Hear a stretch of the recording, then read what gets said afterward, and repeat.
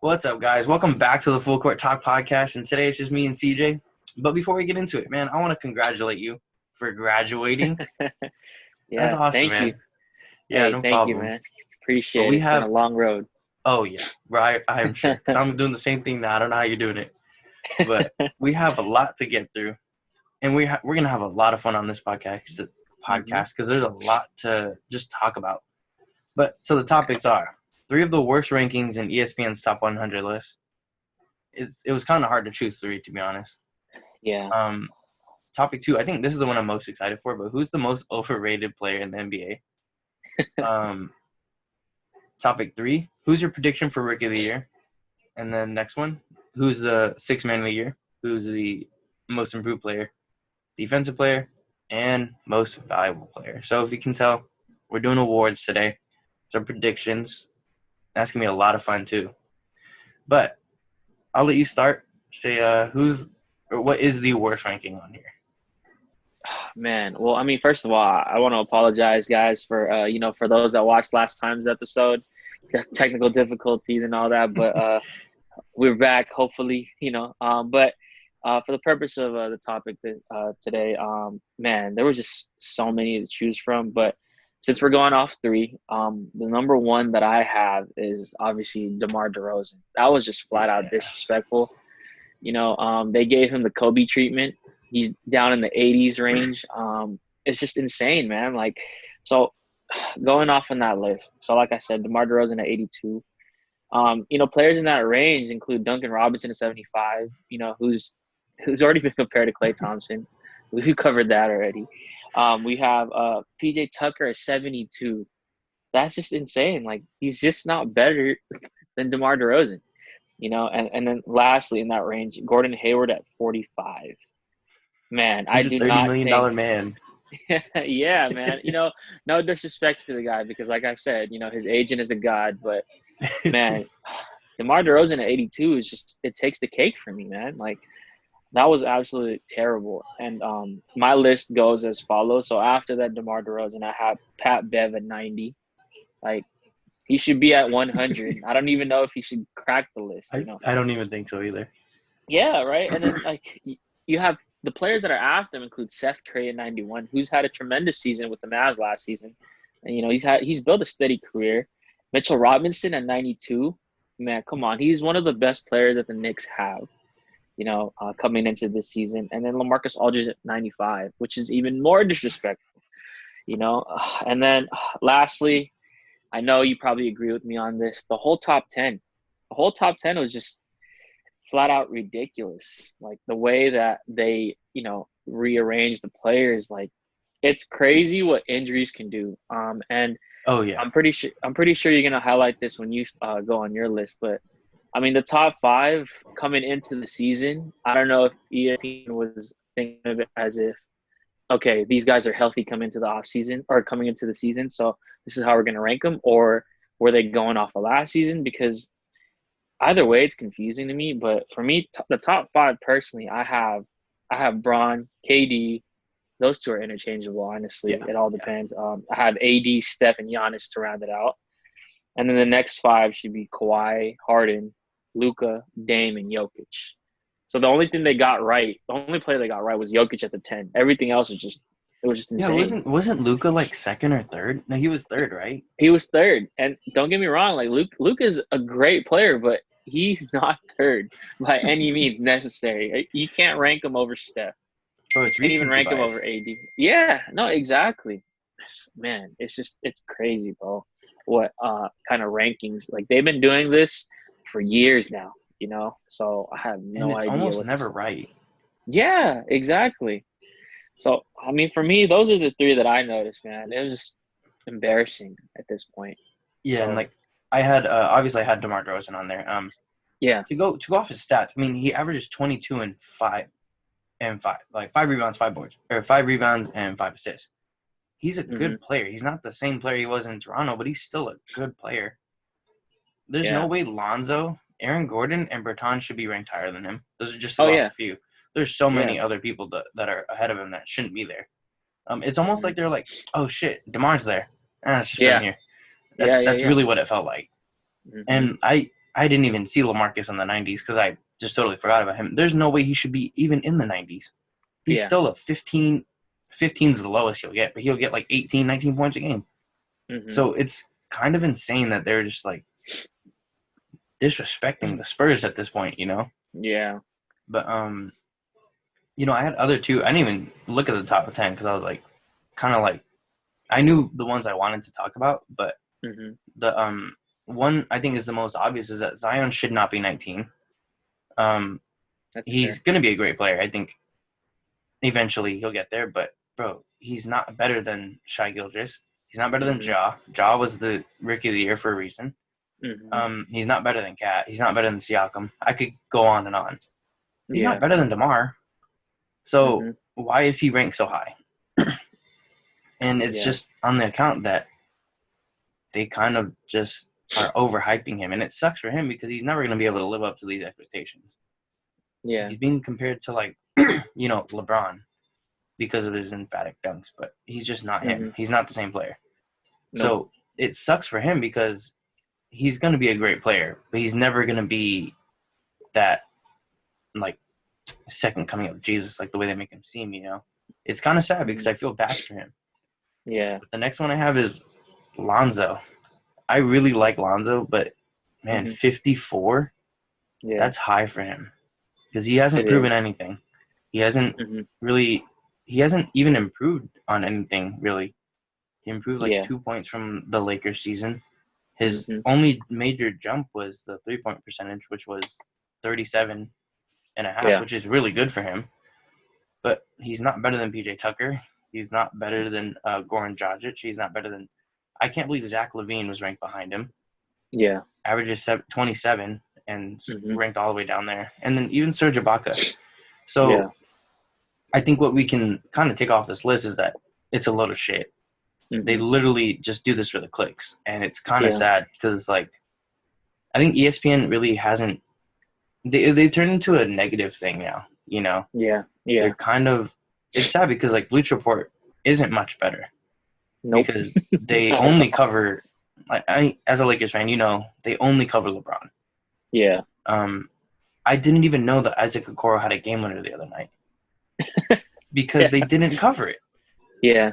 So, like, they're not covering everything that they say they should.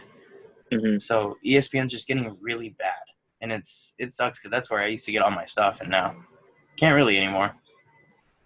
But Mm-hmm. to go on to another topic, most overrated player in the NBA. I have three players. Mm-hmm. So I'll just say one, and then you say one. But Yeah. my first player is Kyrie.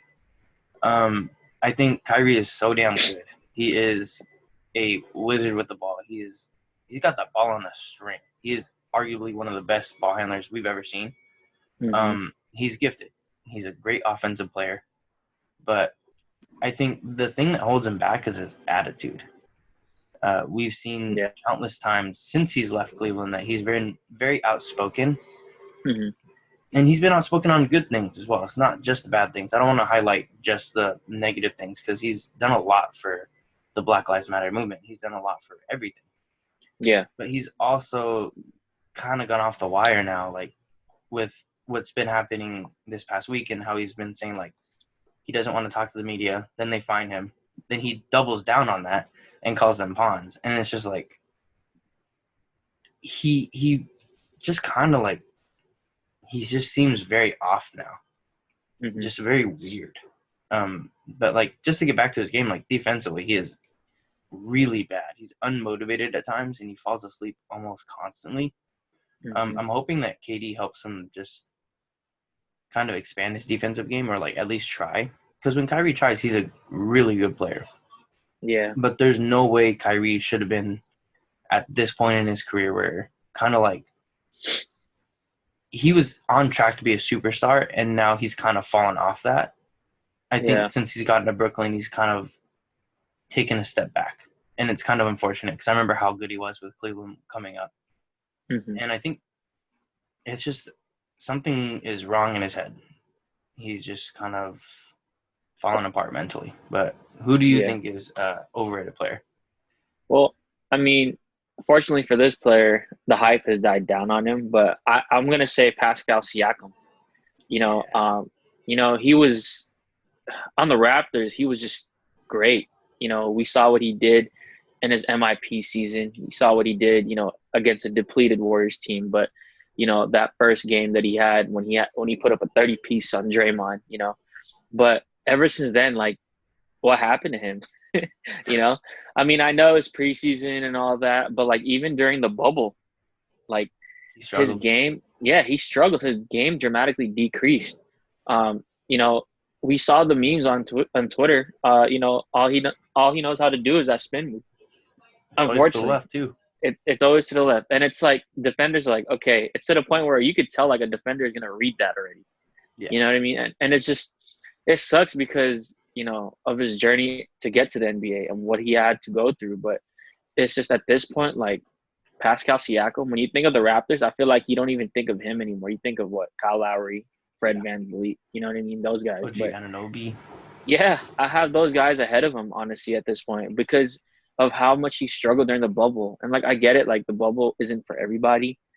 But it's just I would assume that when you're in there, mentally aside, everything is just about hoop, and he couldn't Yeah. put it together for me. And so, like, I think Pascal Siakam, he needs to have a bounce back season, which is crazy because he's coming off 2 consecutive seasons where he was the MIP front runner. You know what I mean? And Yeah. he won it too. Yeah. And so, yeah, moving forward, like I hope that since they're going to be back in arenas, maybe he can find his game again. And so, yeah, it's just Pascal Siakam. Like when he was torching like teams that season, the Raptors went to the finals. I honestly said to myself, like, wow, they don't even need Kawhi. And Yeah. honestly, from the past season that just happened, man, they didn't. They really didn't. Like Pascal put him up there, and then when they got to the bubble, that's when his game fell. So maybe I'm being biased just because my team had a success in the bubble, but it's just if he's gonna go back up there and being one of those guys that the Raptors are known for, like he needs to step up once more. Yeah. Yeah. I think he definitely struggled a lot, and I think it was just Hmm. teams kind of figured him out pretty quickly. Yeah. And that's the Hmm. difference between the playoffs, right? Like good Yeah. teams make adjustments, Hmm. and unfortunately for him, they made an adjustment pretty quickly, and he was pretty lackluster in the Hmm. bubble, you know. Yeah. But the next player I have is Zion, um, and it's not his fault. He's kind of become this guy that he's only played 19 games, Yeah. and he played pretty well in those games. I mean, his first game was flat out amazing against the Spurs. But other than the flashy dunks and the emphatic blocks, he doesn't have a lot to his game. He kind of relies on just getting the rebound and then putting it back up. Um, and offensively, I mean, he shoots like a linebacker. He's not going to get anywhere with that jump shot, right? So I think it's just like if he can develop more skill to his game, he's going to be really good because he's in that awkward height where he's like too short to be a power forward, but he's also like too big to be a small forward. So I think for him, slimming down would do a lot because we've seen like he was pretty big in the bubble. He got alarmingly big. So it's just about him just trying to get his body right and just figuring out a little more skill to his game. Yeah. But it's just not fair. He's not going to live up to these expectations, like I said. And it's just like, it's unfortunate because it's a lose-lose situation for him. Yeah. That's true. Yeah. Um, for me, I'm a big Zion guy. I love Zion, but I would have to Yeah. agree. Like he really hasn't shown much for him to be first of all ranked that high. Going back to the other topic, and then Yeah. second, like, um, the hype has always followed him since he was in high school, and so like, yeah, he needs to drop weight or add more to his offensive repertoire because we already know he's a freak athlete. So Yeah. I mean, I'm praying that he does something better. But my next player is gonna have to be Karl Anthony Towns. You know, to Really? be yeah. I'm sorry to say, bro, because Karl Anthony Towns, like, don't get me wrong, he's a great player, but when he's in Minnesota, like, to be able to get D'Lo, and then like I know they got him like second half of the season, but it makes it seem like he wasn't up there in terms of like the steps that Jokic had in terms of like development, and he had a head start over Jokic. You know what I mean? Yeah. Like, don't get me wrong, like he's becoming a stretch five. He can run the floor, but like when Minnesota went to this is what made me convinced. When Minnesota went to the playoffs, all because of Jimmy Butler. What did he do during that series? And I Agree. understand, that was his first playoff series, but like, man, when Anthony Davis went with the Pelicans, even though like what Steph and them torched him, he still held his own. Yeah. Like the popular Nick Young meme. I didn't lose, you guys did. For me, in my opinion, you know what I mean? With AD, Yeah. and so maybe I'm holding him to a high standard, but it's just what else can he do at this point of his career? I mean, I know he's still young, but like, what else can he lead Minnesota to the playoffs with D'Lo? Now he has Yeah. his best friend, and so like, I think he's a top 5 big in the NBA. I don't think he's the best, but it's just with what I've seen with him, and I think it's kind of not fair going on to the season because we all know what he's been through. But it's just as a player, like a lot of people, when I talk to a lot of my friends about the best bigs, Karl Anthony Towns comes first for some reason. Like Jokic is there, but Karl Anthony Towns comes first, and like they forget about bigs like AD and like it's just interesting to me. But I'm not even hating just because he's a Kentucky guy. I just think that um, moving forward, if he leads Minnesota to the playoffs in this season, I'm gonna go back on this podcast and say that I was wrong. But it's just like from what I've seen with him, I'm sorry to say, but I'm not taking a shot at his character, but it's just him as a player in general. So yeah, Yeah. I actually agree. Because a lot of people they'll put him first because I think he's super flashy. First of all, he's a modern day big. He shoots the three, he gets in the yeah, paint, super athletic, but yeah, defensively he's pretty bad. We've seen. yeah. But I would honestly at this point, Jokic is probably the best big. He's got the best Embiid, offensive game. Embiid's up yeah, there when he's healthy. Um, yeah, and well, I guess big wise, 80 is the best. But if we're talking about centers, I'm centers, going Jokic just because same, he affects the game so many ways. Like he can be your point guard, he can be your center. He's still yeah, got good defense, even though he doesn't get block shots. He's got that big body. hmm Um, yeah, I think Cat is he's pretty overrated just because he defensively, like you said, yeah defensively he's really bad, and like that's why a lot of people were very confused on why they got D'Lo hmm because their point guard now has no defense, and now their shooting guard has no defense, and yeah, your center doesn't either. yeah, So, I mean, Josh Okogie can only do so much. He's not going to be able to take all 5 of the other, guys and just defend them. Because yeah, Josh Okogie is really good on defense, but hmm he's not that good. But my third player, I got Giannis. I've talked about this before. Um, Giannis is really good, but Giannis is also one of the least skilled players in terms of superstars. His only move is to drive into the chest and get to the cup. He hmm has no spin move, no post moves, no step back, no shot.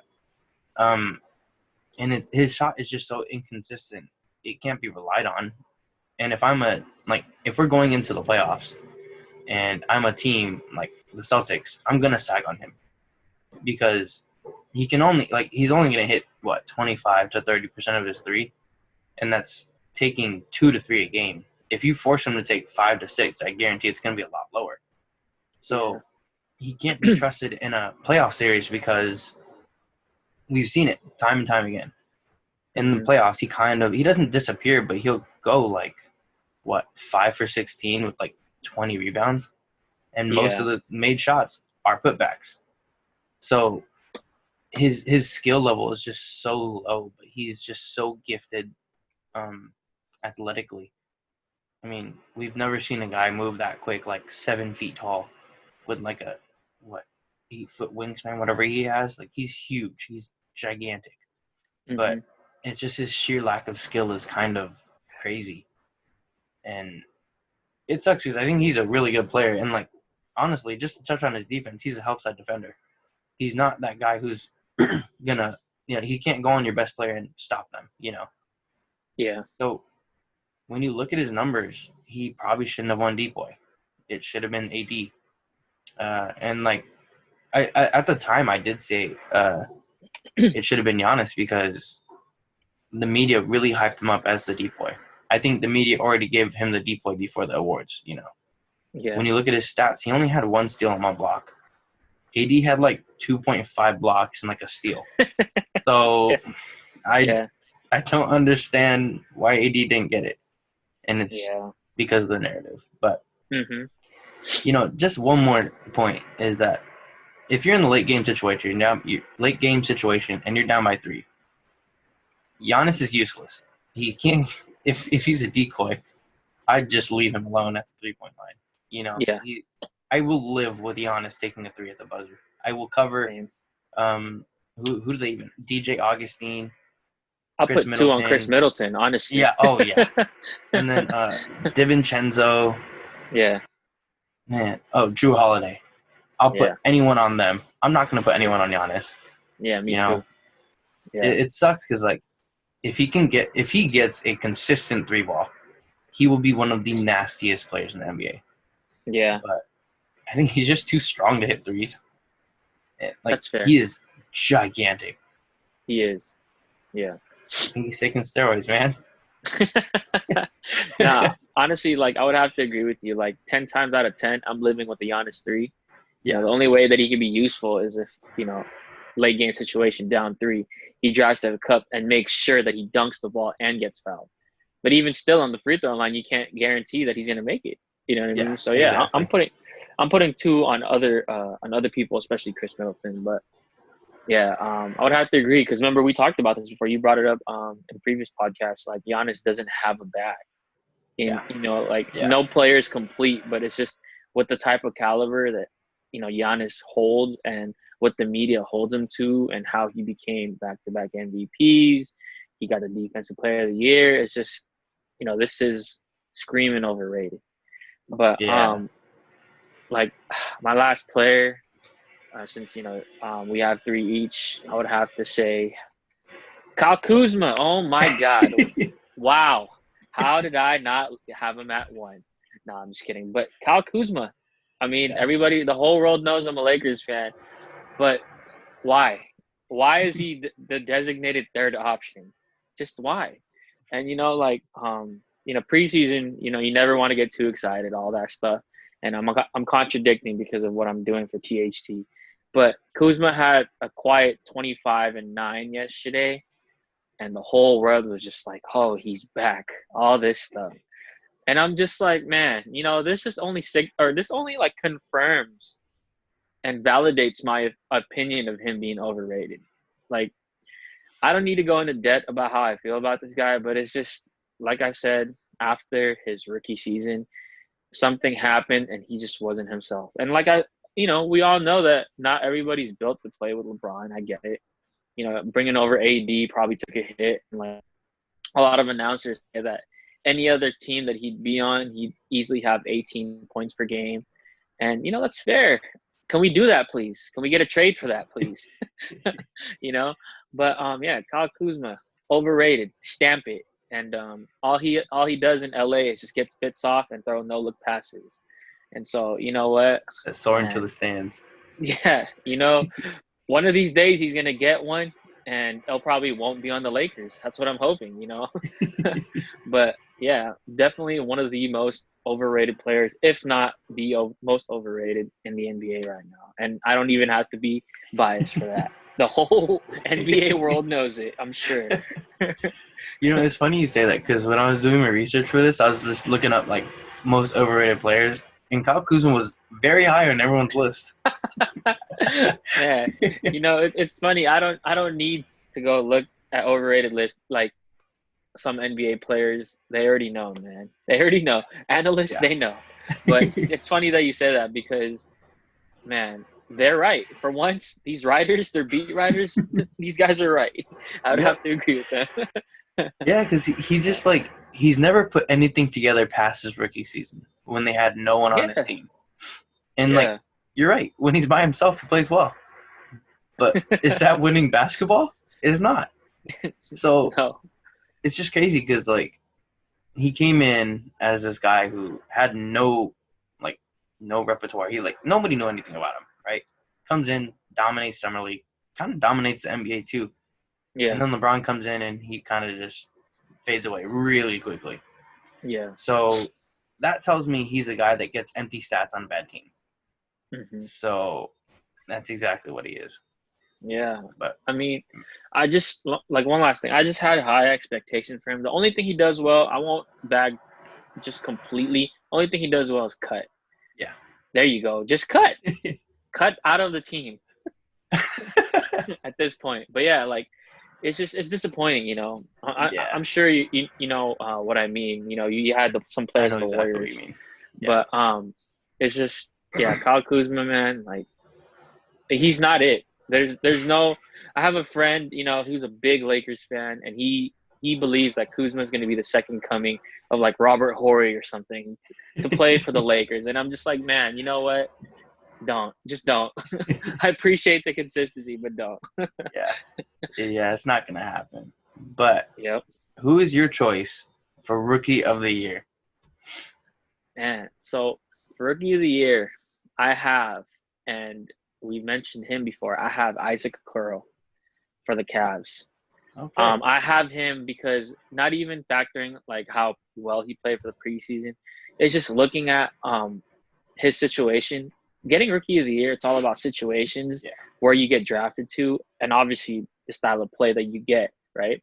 And so, or the style of play that you do. So for Isaac Okoro, it only confirmed my assumptions already. He's going to get a lot of playing time on the Cavs because obviously, you know, the Cavs, the players that they have, we know them by name, but it's just nobody over there is a flat out superstar. Yeah. And this is factoring Andre Drummond, who's an all-star, right? But and Kevin Love as well. But you know, Isaac Okoro, he has a chance to be one of their leading scorers. You know, starting him at 3 is a good decision. Yeah. And he showed it. You know, he had a good outing. You know, 18 and 10. And so I originally had Tyrese Halliburton from the Kings, but I just considered the fact that you know they have Darren Fox, and obviously they're invested in him. And like, knock on wood, I don't pray or wish injuries on anybody, but the only way that I feel like he would have like a standout season is if, you know, he gets the keys to the offense, and I don't think it's going to happen. And so, I do have Isaac Okoro. So for my Rookie of the Year. Yeah, and I think that's a good choice because I think Isaac Okoro is a pretty NBA ready guy in terms of his within the 3-point line. If he Yeah. can get a consistent jumper, he's going to be a great player in the NBA because defensively, Yeah. he got the stop on the game winning play, and then Mhm. he burst it out and got the game winning and one. So he is going to be a good NBA player. Yeah. And to go back on Tyrese Halliburton, I don't know where he's going to stand now with Buddy and De'Aaron, Mhm. unless, like you said, like one of them gets injured, which is knock on wood. But Yeah. I I don't see him putting up a great amount of stats. You know, I think he's going to be a 6-man for his first season. Yeah. But for me, the bias in me says choose James Wiseman, so I'm going with James Wiseman. That's fair. Yeah. And I think if Clay was healthy, I wouldn't choose Wiseman just because I think a bulk of the scoring would be done by Steph and Clay. But Yeah. Wiseman has a chance to make an immediate impact on a playoff contender. Mhm. And he seems pretty motivated thus far. Obviously, we haven't seen him because he's not going to play in any of the preseason games. But he's going to be that third or fourth option in the starting lineup, and I think he could really thrive under a guy like Steph and Dre. Defensively, I think he's going to be really good just because Draymond's next to him, and he's going to be coaching him the whole way. And offensively, there's nobody that draws more attention than Steph Curry. And if it's not going to Wiggins or Kelly Oubre, it's going to go to Wiseman. And Wiseman's an easy target to hit. Just throw an oop up, and he'll grab it and just put it down. I think he's going to be a great player, and I think he could get 15 to 17 points in his first year, like 8 or 9 rebounds. But I think he's probably the most NBA-ready draft prospect in this draft. So I'm hoping that he pans out because I have a lot of expectations for him, which probably isn't the best. But I'm excited. I think it's going to be a lot of fun. Yeah. I haven't had a rookie to be this excited about since Harrison Barnes, and we saw how that went. So we'll see. You know, going off on that, like, I know I saw you tweet earlier about how, the Warriors are positioned to get ninth. And, like, I'm not the biggest fan of the Warriors, but I do have them having a season like the OKC Thunder did last season. Yeah. They're going to surprise, like, a lot of teams. And, I honestly have them making the playoffs. You know what I mean? Regardless of the position, but I have them making the playoffs. And, like, I would have to agree, like, it's my second pick for Wiseman, because he's going to have a lot of opportunities, like you said, with Clay being out. Yeah. But I also wanted to, like, highlight a dark horse candidate pick that I have. I have Cole Anthony, just because Markelle Fultz and MCW as your guards, you can't rely on those guys to be healthy the whole season. And you saw from his workouts from North Carolina, he's not afraid of the moment, and he showed that with the past couple games that he's had against the Hawks, taking the challenge of guarding Trey. He got did on one play, but he didn't give up. You know what I mean? Yeah. And so, like, Cole Anthony, he's ready. And so, like I said, I have a friend who's a big Magic fan. I was just talking to him about this the other day. MCW, Michael Carter Williams, he was trying to lead the second unit in scoring, and that's not his thing. And so, Cole Anthony, I feel like he's going to take on the role of the starting point guard for the second unit. But Markelle Fultz, like, unfortunately, like, I can't rely on him to be healthy with just, his resume. But having let go DJ Augustine really made me consider this guy for my dark horse pick, because, like I said, he just have two guys that you can argue that one of them is not even a legit point guard in MCW. You know what I mean? So Markelle Fultz, like, I saw him hitting threes, but I just don't see him being healthy, unfortunately. So Cole Anthony given the shot. Steve Clifford, he's not been kind to rookie minutes, but I feel like he'll have no choice, if one of these guys, like, doesn't perform or gets injured. So, yeah, that's for me. Yeah, and especially with the Magic, like, they're lacking in so many areas that maybe getting him some playing time early is the best situation. And Cole Anthony's a guy that can play 1 and 2. He's a really good offensive player. Like, that's never been the knock to him. The knock to him has been the consistency and just kind of, like, trying to be efficient. And if he can do that, he's going to be a great player. And, like, I think that's the thing about this draft. Like, there's a lot of good players and a lot of good guys that can be either a starter or a role player. And I think he's going to fit nicely into that, or even break the mold, Yeah. But, going on to the next one. This is going to be an interesting one, but who do you have for Sixth Man of the Year? Man, I'm going to show my bias and say Trez.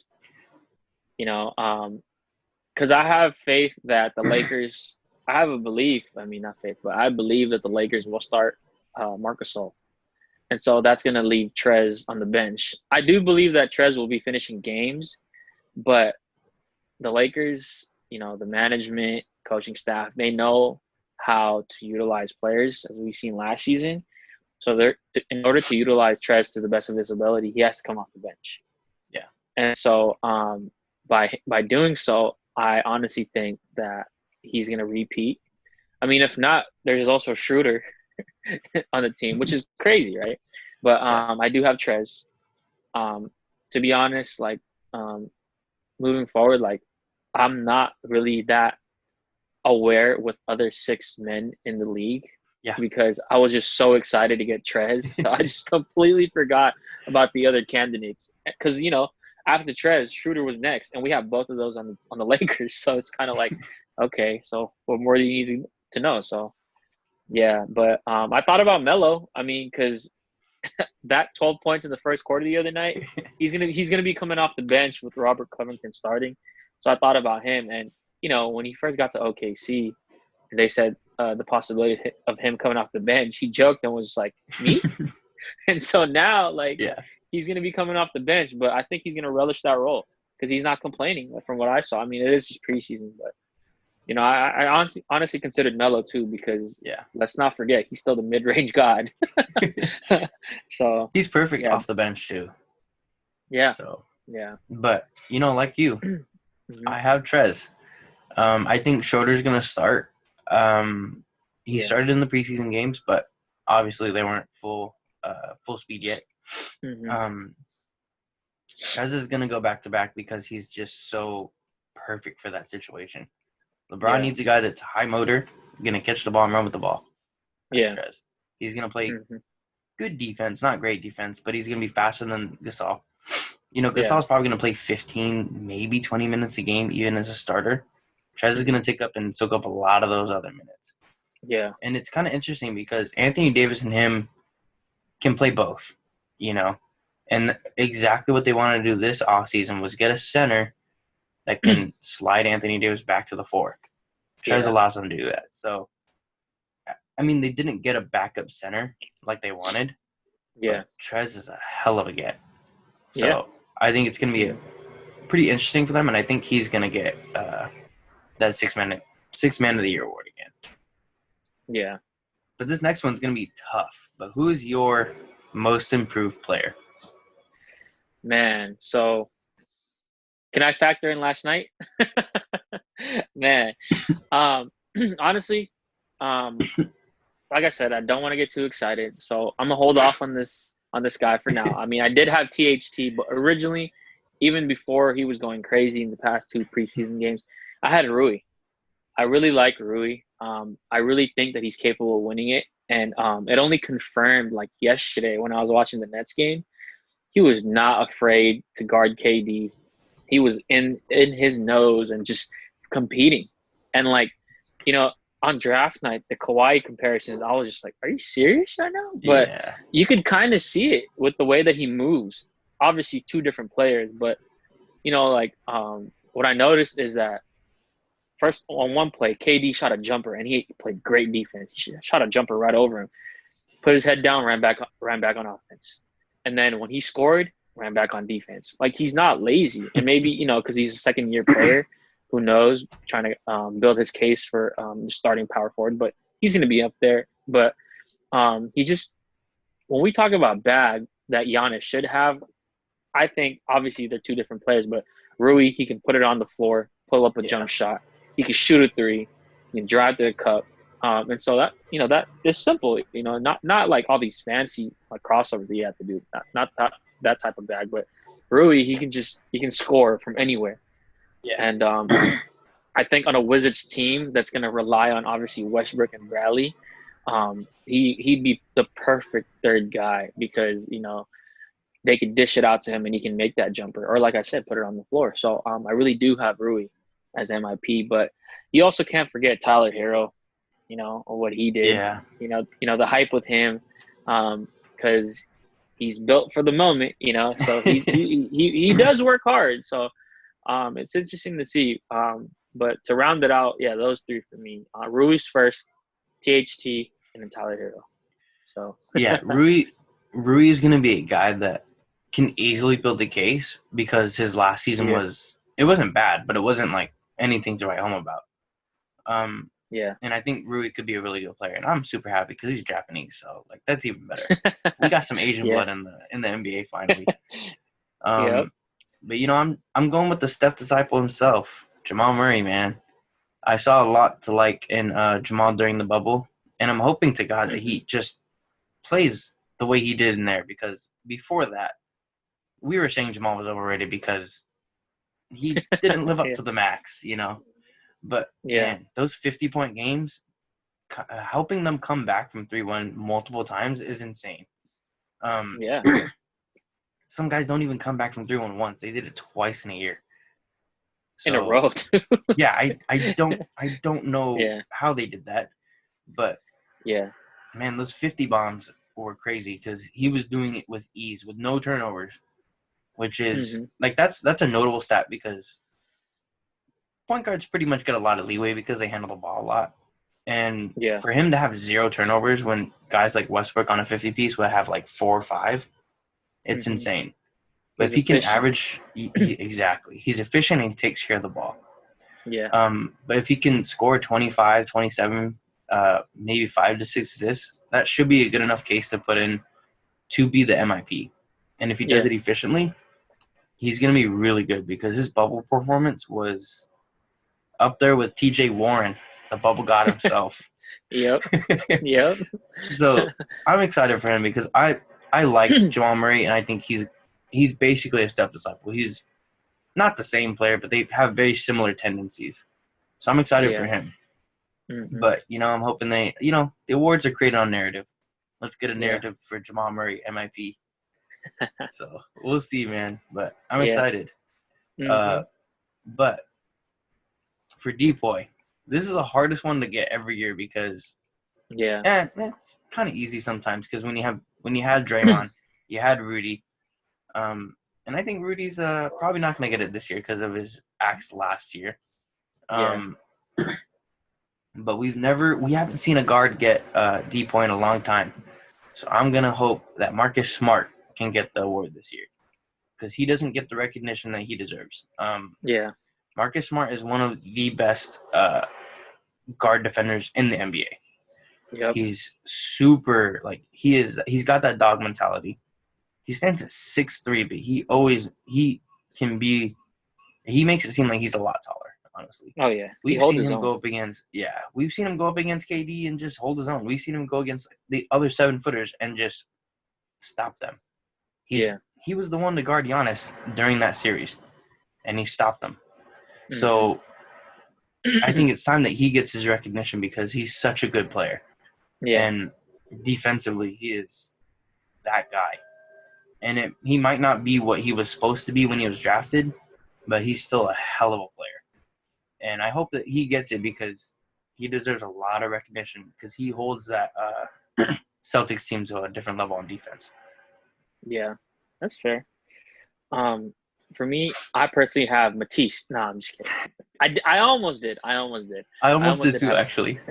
I almost did have Matisse, but considering the Lakers and what they lost, I'm gonna go with AD. AD has to cover a lot of ground on defense. Dwight Howard, JaVale, obviously these guys they didn't play a lot in the bubble.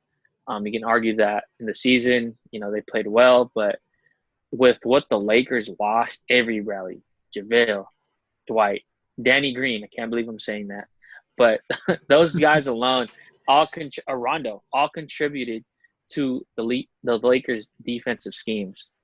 And individually, they weren't the best, but we're obviously, basketball is a team sport. So when they were working together on defense, it was just prison. It was lockdown, And so with the team that the Lakers have now, the offensive power is there. But AD is going to have to cover a lot of ground. And, he was already a top 2 contestant for Depoy last season. But, going into this season, I feel like he's going to need to do more. Because, although Trez can hold his own, that was one of his weaknesses coming in because, Clipper fans, although they were, hating a lot, obviously, with the Lakers signing him, they also brought out some interesting topics of him and Lou Will getting exposed on defense when it came to the playoffs. And I honestly agree because look what the Nuggets were able to do. Look what the Mavericks did, But, so having Trez out there, AD is going to mask up a lot of his defensive weaknesses.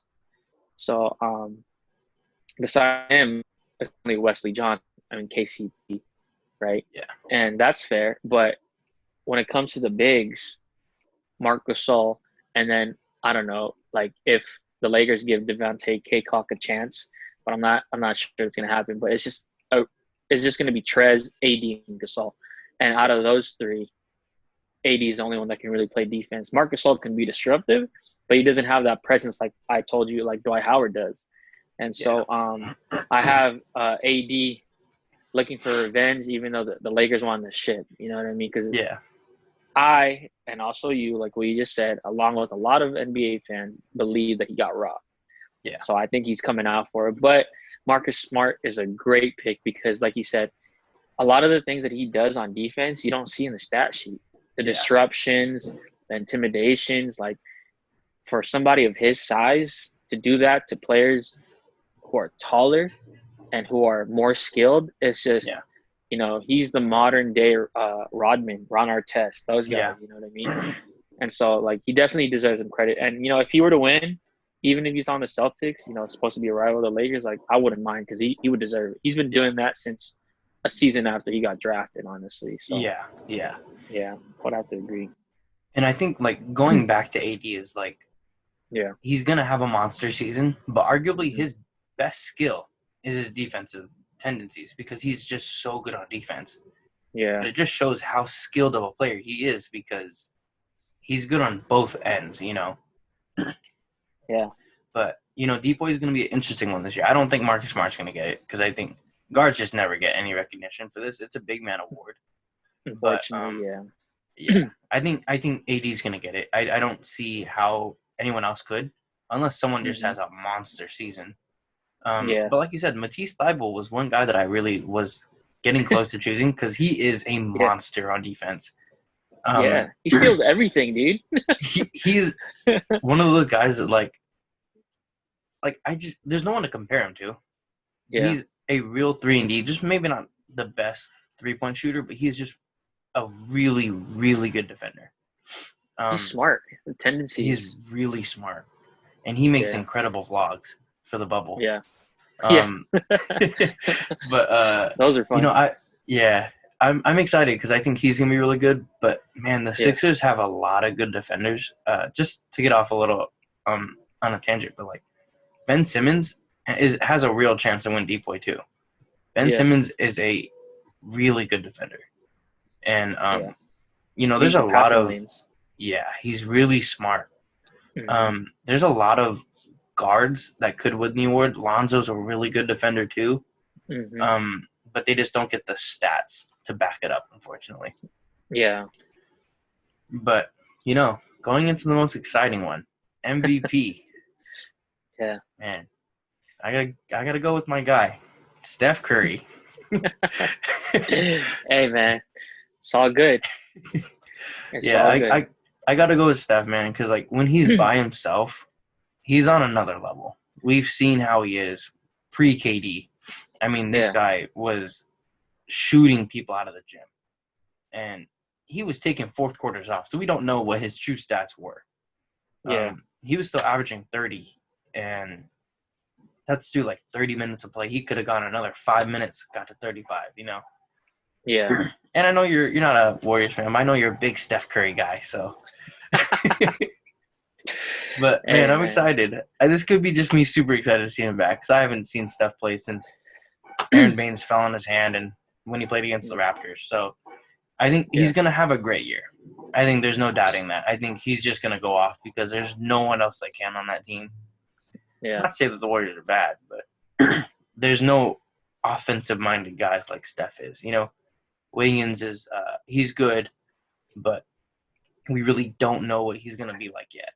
There's no telling what he's going to be like with a better player, you know.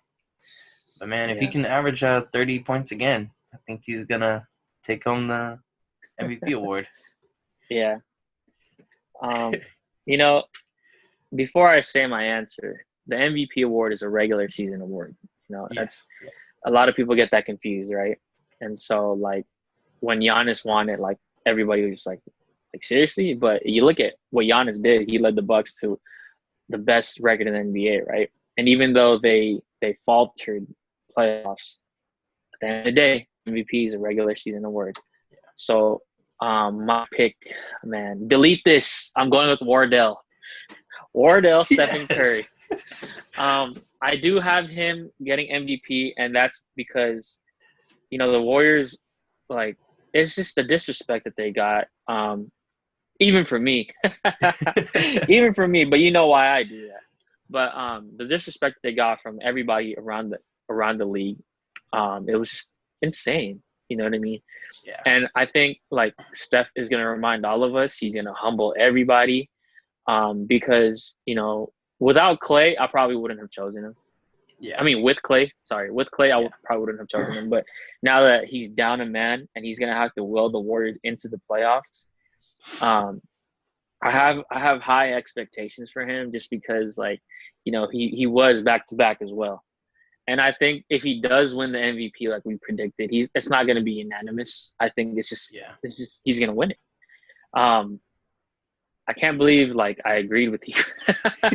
First of all, I really just it's a regular season award. What else is there to say, right? Yeah. When it comes to I can't pick Bron or AD because Bron and AD, like you said earlier in this episode, like they might have to rest. You know, that quick turnaround like is gonna do like damage to the Lakers, and what the media always forgets, the Heat. the Lakers aren't the only team to make the championship. Miami Heat as well. You know what I mean? So they're gonna have to rest a lot of their players as well.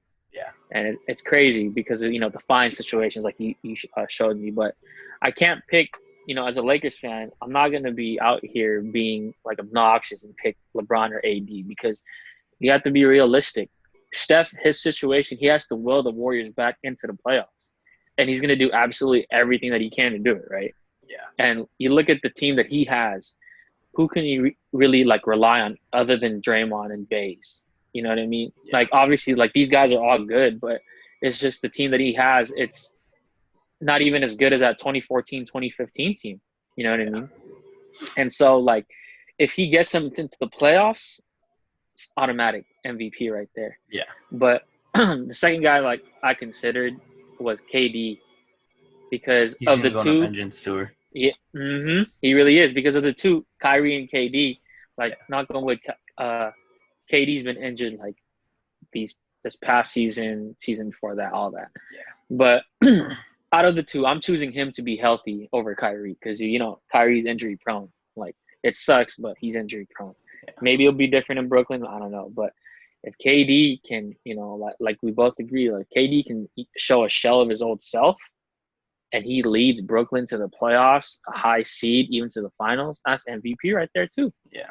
You know what I mean? So, like, these two guys that, I picked, like, they want to remind us what we've been missing, honestly. Yeah. But I have the advantage over Steph because obviously the Warriors team is not as good as the Nets, even though the Nets it's in their first season. But yeah, man. So I have Wardell. Delete that. I didn't say Steph. I might have to like clip that out and just put that as a separate video, man, because that's great. Hey, man. Just being realistic here. Being realistic, I love it. But, I'm going to have to agree. Steph all the way, man.